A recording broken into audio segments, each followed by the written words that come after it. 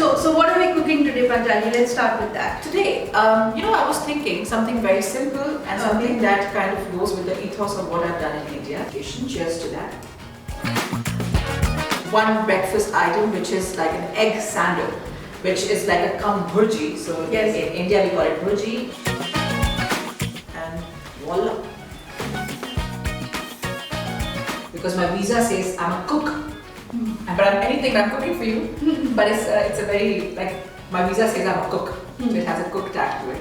It's like, how am We're starting off with wine. विरासत की खूबी सिर्फ स्वाद के आशिक जान. Why not? It will be. Clearly, yeah. I'm steering away from every. The damn fine life show.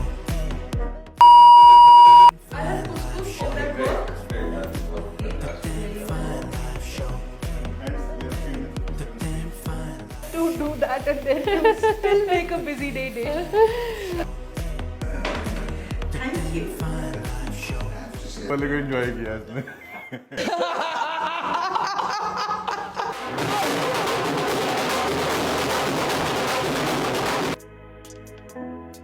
The damn fine. कहूँ कि बस बता दो. secret. हम सिर्फ नमक नहीं बताएंगे, बाकी सब बता दो. The damn fine life show. The damn fine life show. Nice strand, yeah. Okay, got it. Ready? The damn fine life show. The damn fine life show. The damn fine life show. The damn fine life show. The damn fine life show with Rinku Madan. She's an artist, she's a basketball champ, she's an entrepreneur. She's the first woman in hospitality to be awarded the Golden Visa. She has many a Michelin star under her belt. She's a hospitality whiz. She's all this and more. I bring to you the very lovely Panchali Mahendra, President Atelier Hospitality. Welcome! Hello. Nice to see you. Nice to Thank you see for having you. me. Sorry, this brilliant space. my memory skills are not that great, but not as mine. So we'll have fun then. We'll Absolutely, forget a few things, we'll remember a few things, but we won't forget to have fun. definitely. Alright. So what are we cooking today, Panchali? Let's start with that. Today, I was thinking something very simple and something that kind of goes with the ethos of what I've done in India. Okay. I don't know if you're aware, but I opened with my wonderful team a year back something called Inja, which is the world's first Indian-Japanese concept, and a restaurant in Delhi. Yes.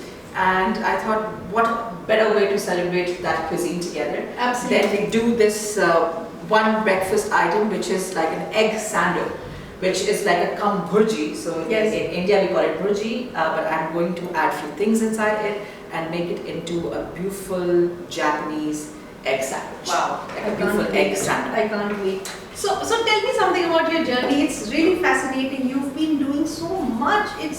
And you're so young. Thank you. Yeah, I mean, what? Not really, but that's a compliment. I feel young. That's important. You look young. You look lovely. So tell me, like, how did you get into this? How's this journey like? How did it start for you? A great childhood.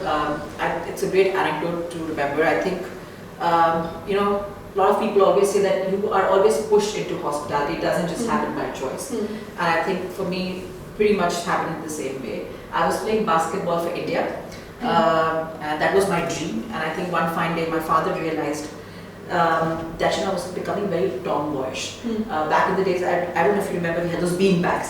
So I used to come after playing basketball and I would lie down there with my short hair, my legs in a very masculine way. So he, I think, had a little concern, and he told my mom that I think my daughter is becoming very masculine. and he asked me, what's your dream? What do you want to do? I said, I want to play basketball for India and I want to play for WNBA. He said, silly, but how are you going to make money? Because I think 21, 22 years back, basketball professionally did not give you a career. It was good as a passion, good as a hobby, but if you really wanted to monetize on it, it wasn't the best occupation. It doesn't pay like cricket or tennis.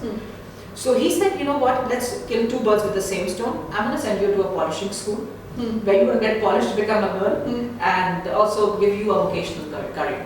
And that's how hospitality came. So for him, hospitality school was for me to just go and become more female and feminine-like.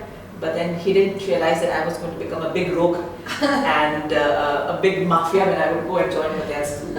And that's how my journey for hospitality started in 2003. It's been 21 years then. So we had Maria, which is in New York, which had 2 Michelin stars for 13 years. So, close to almost 26, 27 Michelin stars. What cuisine does that serve? It serves seafood Italian. Okay. It's still there. It's still one of the most talked about restaurants in Manhattan. We have another restaurant called I Fiori, that also for almost close to a decade had a Michelin star.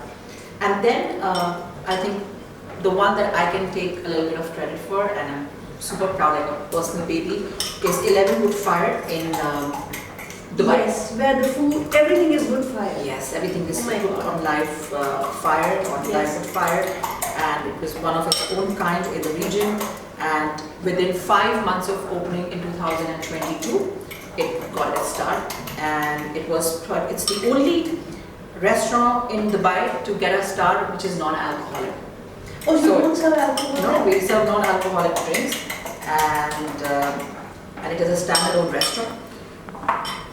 So, all that we are going to do now is just pour a little bit of olive oil, so keep the health factor in there.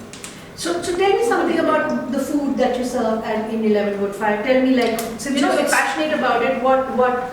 It's a Gulf cuisine. It is not something that it's not cuisine based. Mhm. It's very ingredient and wood fire immersive forward. Mhm. There is no one particular. It's just about the smokiness and char and use of different kinds of components and I think accompaniments and sauces and marinations from across the world. Mhm. It's about celebrating the local produce, but it's just celebrating wood fire immersive cooking. So there is it's cuisine-less, as we would say. You have marinations from the Malay line. You have something from in the Indian line. You have Kashmiri chili used on a sea bass and it's smoked on live fire. Mhm. So there is no cuisine, so that kind of works. What you get is everything smoky and everything charred and everything beautiful. So is there a special kind of wood that goes into wood fire, or we- like, what? Like, I mean, we to get the yeah. best kind of smokiness is. We do use hickory. We use local wood. Mhm. So we generally don't talk about it, but hickory is something that we like using it. We tried getting a lot more wood from across the country, across the world, but it's very expensive to then cook because other kinds of wood they run cold very quickly. That they consume very, so the cost is very high. So you have to be very selective on what kind of wood that you can use. So what is your favorite dish from the restaurant? Okay, my favorite dish from 11 Wood Fire that I have to is this bone marrow that we do on this beautiful bread that soaks up the bone marrow and has that curry leaf tip to it. The sea bass that we cook with the Kashmiri chili, I think it's fantastic. The chlorophyll salad, which is all greens, with a nice vinegar touch, is beautiful. And surprisingly, probably I'm the only Michelin star restaurant in the world that sells a burger, and we sell hundreds of those. So that is, it's beautiful. It's a nice potato bun with. Michelin star don't serve burgers. That was a norm. Right now you have street food hawkers having a Michelin star. Yeah. So I think the whole notion and the whole aspect of Michelin Like is changing. the original used Right, to be like, absolutely. okay. You had mentioned dirty hands are a sign of clean money Yes, ma'am. and clean business. What does that mean? This beautiful line was told to me by my brother, who used to be in the merchant navy, even though it has a very deep meaning to it, but I think it started with him, just a small little scramble with salt and pepper. Put in. Simple things are the switch this best. off. Simple things are the best. Can we switch this off? You want to switch it Yeah, off? because it's heated enough to just cook by itself. So he was a marine engineer, and he used to tell me that how he had to go down in the ship to get the machines working, and how his hands would always be dirty. And that was one way of him saying that I have to work hard and get my hands dirty to make this money. But I think what I take it a note further and talk about it is that you have to get your hands dirty to get the job done in life. So what I meant is that especially in hospitality, I have had to. I didn't wake up one day and said, okay, let's go make restaurants. this has been my DNA. I've studied, I have done my masters, my post-graduation. I have cleaned pots and pans and WCs to be able to know how dirty and clean is. So I've got my hands really dirty today to be at this age and to be at this stage and to be at this level, to be able to tell other people how to differentiate between. That is pretty. Cheers. So this is, yeah, I mean, you did your OCLD and you did from IHM Aurangabad, yes. So, good. I think my parents gave me a very solid background in education. Cheers to that. Yeah.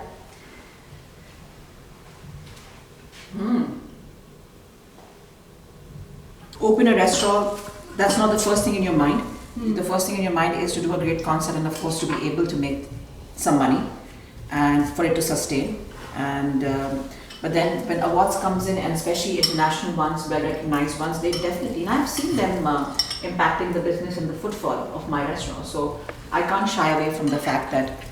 What makes your places, sustain? Sustainability is the biggest challenge nowadays. I think non-stop marketing and non-stop being on your foot. It does not matter if your restaurant is making money for a year and you can put your feet up and be like, done. I don't have to do anything. It's on auto mode and will you know. I think in today's what I've seen, spending last 21 years in this industry, that right now you have to be relevant and work harder than yesterday. Yes. So I cannot just take it because for of all the granted. social media and Yes, it is because, and also people's attention deficiency or people's choices right now. There is a lot more, especially in Dubai, I would say there's a lot more restaurant per capita than anywhere in the world. So you're spoiled with choices. Yes. And how do you always make sure that your restaurant is always hitting people like, oh, I have to go here, I have to see here. So you have to be just relevant and every day work harder because every day there is also so many restaurants opening up. Whether in India, you see what is happening. It's just a great boom everywhere and in Dubai. So it's just as much hard work. So you have to be on top of it, like how you're strategizing, what team, what marketing. Me as a restaurateur, as the head of the company, what am I doing? What things am I doing differently? I'm starting and chatting with you. All these things are important to keep talking about the brands and their existence. Absolutely, I completely understand. So do you handpick like your staff? Do you handpick you do? The headquarter, you personally do that? Yes, the headquarter especially, and my general managers and my head chefs, those are like the management team, they have to be screened through me. But I think my team is very, very capable of the linear line of the hierarchy. They choose there. So I have, unfortunately now, because the team has grown so much, now we will be close to 17 restaurants by the end of this year. Close to 600 to 900. 17 restaurants. 17 restaurants, just in Middle East and India. Just Middle East. So forget about the other 13, 14, in other countries and United States. But just Middle East and India, we are going to be operating 17 restaurants. And close to, 600 to 900 people will be working for us. So now I cannot micromanage as much as I would love to. So I'm investing a lot more time in expansion, in growth, in collaboration, mergers, talent, investments. So I have a great team. They are able to do all the recruitment. So how is opening and running a restaurant in Middle East than in India? Say but India is new for you. It's not. I mean, how it's been a year now. Yeah. Exactly. So like, how do you? What is the differentiations? What do you?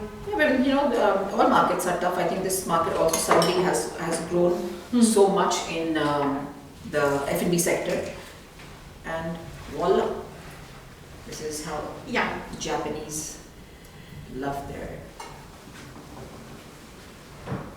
Oh my God! Need salt, but I'm good for my BP. No, it's good for me. So good. It's so good. A little bit of mayo. The bread is beautiful. Thank you. I think you did the eggs really well.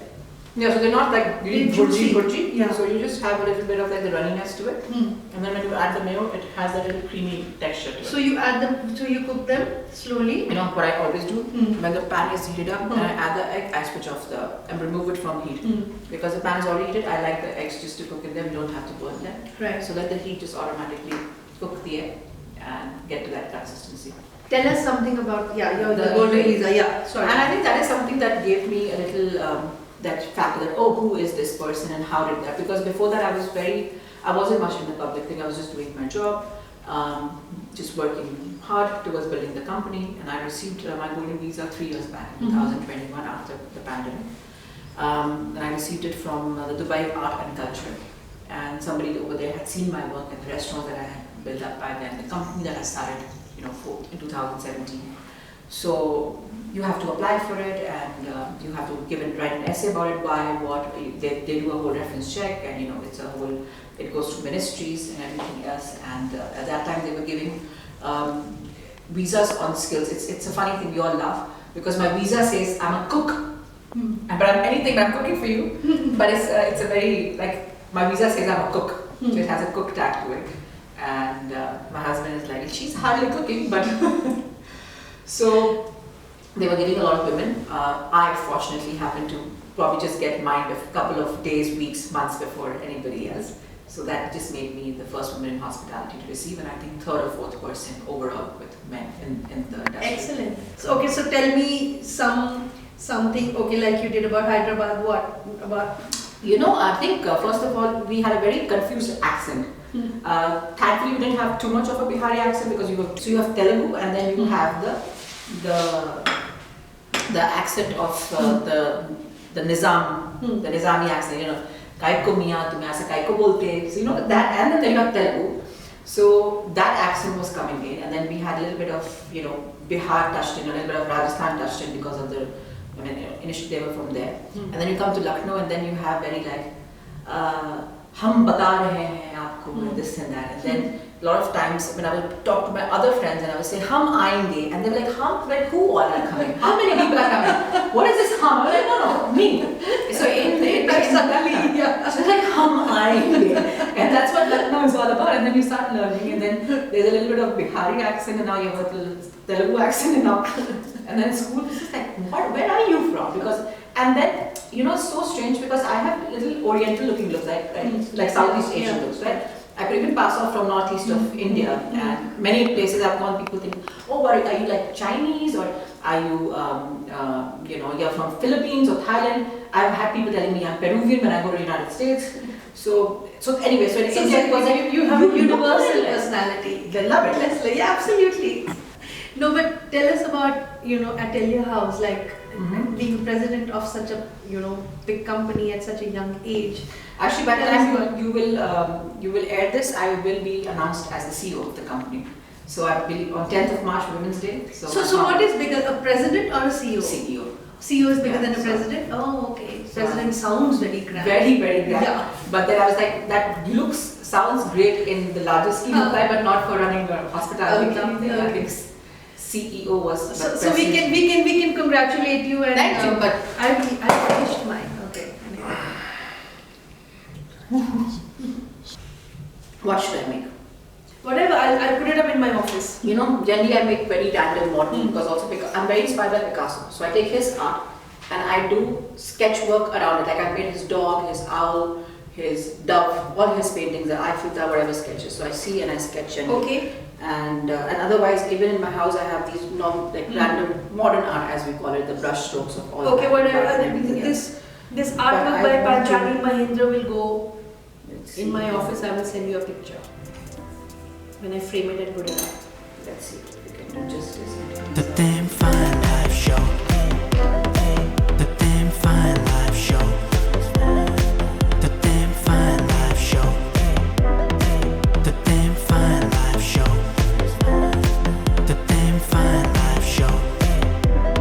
The Damn Fine Live Show. The Damn Fine Live Show. The Damn Fine Live Show. The Damn Fine Live Show. The Damn Fine Live Show. The Damn Fine Live Show. The Damn Fine Live Show. The Damn Fine Live Show. The Damn Fine Live Show. The Damn Fine Live Show with Rinku Madan. Is there any talent which you don't have? Do you want to share that? That's very kind of you. But I don't know how to swim. And That's a big problem. After doing all these things. that's something just very small. There you go, I love it. And you can keep making it darker, brighter. Do you want to sign it for me? Yes, absolutely. P for Picasso, P for Panchali.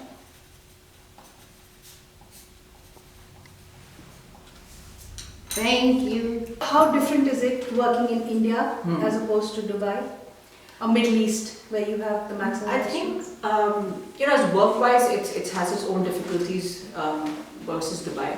I feel like Dubai, in terms, is a bit more structured, especially with licenses. Here, you have to knock at 10 doors to get something done. Oh, yes. It gets done, but I think the system needs a little bit more proofing. Yes. It takes, for Dubai, you don't need to be a part of the system. It is so, organically done on portals and one person connection. And you as a owner, you can go directly and you can get all your licenses. And here I have to have 10 different people and compliances Yes. and different licenses and pay those people another salary and then pay the licenses. So it just becomes a bit more Tedious. and an extra line of expenses.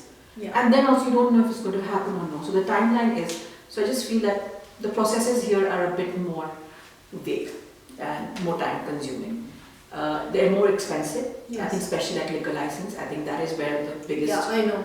We've issues been suffering. are. Yes, I know. I hope And somebody hears this and does something about it's it. high time. I think people need to understand that if you want to bring in, and this is a huge market and industry, and I think the government needs to start looking at the hospitality industries as a whole and start investing money. I wish they even got the Michelin stars to come in here. Yes. There are local people like Veer Sangvi and Raj Sangvi doing a great job with doing their own stars, but the government needs to do it because if you want foreign investment, and I am now a foreigner and I want other people to invest in the country, you need to make things a little bit more easier, like what Dubai has done.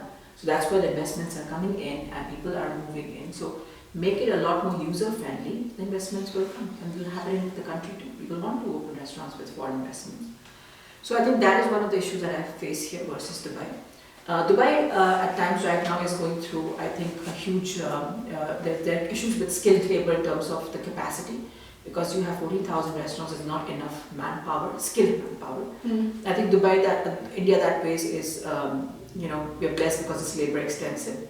But then Dubai, you have contracts and visas. Here, somebody just goes absconding the next day. Oh gosh. And I think all over India, people have that issue. The wage cost is high, Yes. and somebody will not come to work, and then you don't know what to do.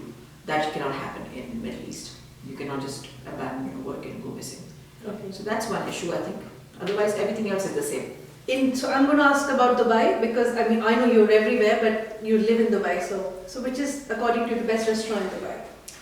The best restaurant in Dubai, and of course I can't say mine. I think it Other is. than yours. I think it's Dressing Studio. Oh, I think, yeah. I'm a big fan of course. Were you Indian cuisine. involved with dressing? No, in not something? at all. Not at all. I think the flavor profile, and I must say it's spot on what he has done for the Indian cuisine and for Himanshu Indians. Saini. Himanshu Saini have a lot of respect, and I think the food is spectacular. I mean, I don't really get impressed very quickly, especially when it comes to Indian cuisine, because we've seen they've done that. But I think every bite that you will try at Dressing Studio is there's so many layers of profile that he has done. So bravo to him for doing that. I think it's one of my favorites for sure. So best bar or pub? Best bar, I have always liked Mino because it has been always from a very young time in Dubai. I always liked the Zuma bar. The bar area was fun, eclectic, great drinks, great vibe. So the bar area of Zuma was something that I've always liked. Unfortunately, I don't go to too many bars these days, but I think another one that is pretty cool in Dubai, or are you talking about even No, Dubai. Dubai, the other one that is cool is Galaxy, which is a part of this fantastic woman called Natasha Sideris, who I also have a lot of respect for. So she's done it with Abdi restaurant. I like Galaxy when it's not crowded and loud music, but as a concept, I think it's pretty cool. Okay. Best coffee spot? The best coffee spot in Dubai is actually right under my office. It's called Espresso Lab. And this man pretty much started the whole specialty coffee in Dubai through this. So I think Espresso Lab. Where in Dubai do you get amazing sandwiches like the one which you made? Like, does this coffee spot, does Espresso Lab do some good sandwiches, or is there any other place which you recommend? You know, so my new upcoming restaurant, which is Garbu, which I'm just what is it subtly Garbu, which is going to be the first Emirati-focused Arabic cuisine that I'm doing. What does it mean? Garbu in Arabic means to welcome somebody in your house. So you have to like Garbu, Garbu, Garbu. It's like with all my warmth and love that I'm holding your hand, and you cannot leave my house without eating and drinking. What are the names of your restaurants? Like, Sure. Okay, so Dubai we had Marya, which was seafood Italian with a bar what does called it mean? Tides. So tell us. Marya means high tide. High tide. Yeah. And then underneath we had a bar called Tides because of Marya. Yeah. Then I have Mohalla, the Indian restaurant, which means your neighborhood, your tribe. Then we have RSVP, which is a French restaurant, Yes. which means rapid the s'il vous plaît in French is to like RSVP somebody. Yeah, please. So please come and Yes, just please confirm mark your presence. exactly, Yes, confirm your attendance. And then 11 Woodfire, because the villa that it is located is number 11, and Woodfire because it's Woodfire and Mercer. Okay. So that way, then I opened a Korean restaurant. I'm consulting for somebody called Gimme. Gimme in Korean meant like spicy Okay. and like having outburst of flavors. Then I'm opening Garbu right now. Garbu in Arabic means to welcome somebody. I have another restaurant in Dubai called Sira, which is about global tapas that we are doing. It's a world on a plate. So small tapas bites from all across the world. That's what Sira means? Sira means to be on a journey, as a Okay. person's traveling path. Okay. So that's what the person is traveling around the world. Then in Dubai, in India, I have Inja, which is in for Indian and Ja for Japan. So it is Inja. That's nice. Yes, Yeah. Usually parents keep the children's name like this. First That's initial and the first initial, and the child is born. I have actually, I would like thought about it, that what would my kid's name be with my husband. His name is Chris and mine is Panchali, like Kripa. Kripa. Then Camelos is the pizzeria. And Camelos was the name already given to that location because the guy who had built the restaurant before there, I think his wife's name was Camellia, so he put it up Camelos, and I just carried the name. I loved it because it suited the environment. Yeah. Saudi Mohalla, the Indian one is there. Morini, not sure actually. Morini is our Italian brand. What the name means? Good thing. I should really find out about it. And It sounds good, so whatever it and is, then I'm sure it yeah. Okay, so is there which is your favorite bakery in Dubai? Favorite bakery. I was actually telling you about sandwiches. So Huh. Garbu I know is going to do some fantastic sandwiches, and I'm looking Okay. forward to that.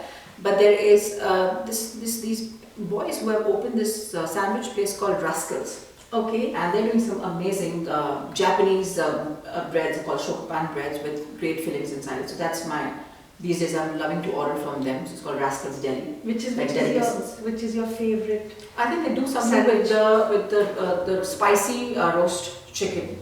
And that is the one that is. But I love Camilo's here. They do this amazing buttermilk fried chicken sandwich, which has become like That's everybody awesome. has to come and eat, and it's juicy and moisturous and crunchy at the same I time. have to go. I Come, haven't just been. no, you have to come tonight. Best burgers?